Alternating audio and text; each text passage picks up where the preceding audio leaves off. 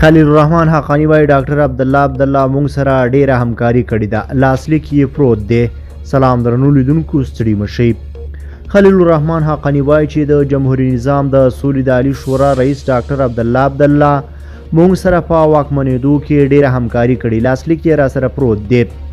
د حقانی شبکې جګپوړي غړي او د طالبانو د کډوالو چارو وزارت وزیر شمشاد تلویزیون سره مرکه کې ویلي چې د بلخ پخواني والي عطا محمد نور هم ورسره بیعت کړی و. د کابل د سقوط پر مهال ډاکټر عبدالله حامد کرزي او حمدالله موهب سره په اړیکه کې وو.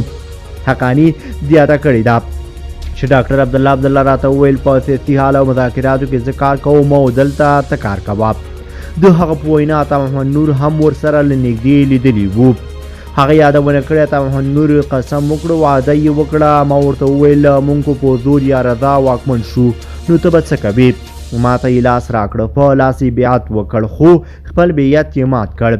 له بل پلوه بیا عطا محمد نور د حقانی یادې څرګندونې رد کړي دي او ویلي دي چې خلیل الرحمن حقانی پریشانه خوبونه لیدلي دي. د طالبانو د کډوالو چارو وزیر همدارا ادعا کړې چې له امرالله صالح پرته یې د افغانستان ټولو سیاستوالو سره اړیکې نیولې دي او اوس هم ورسره اړیکې لري. د هغه په وینا اسماعیل خان او عبدالرب رسول سیاف هم د خپلو ځانونو کورنۍ او شتمنیو په په اړیکه کې وو او په دې اړه مستند اسناد لري. هغه دا هم ویلي دي چې جګړه د هیڅ چا په ګټه نه ده او له ټولو اړخونو یې هیله کړې چې د خبرو اترو له لارې دوی سره مخکې لاړ شي.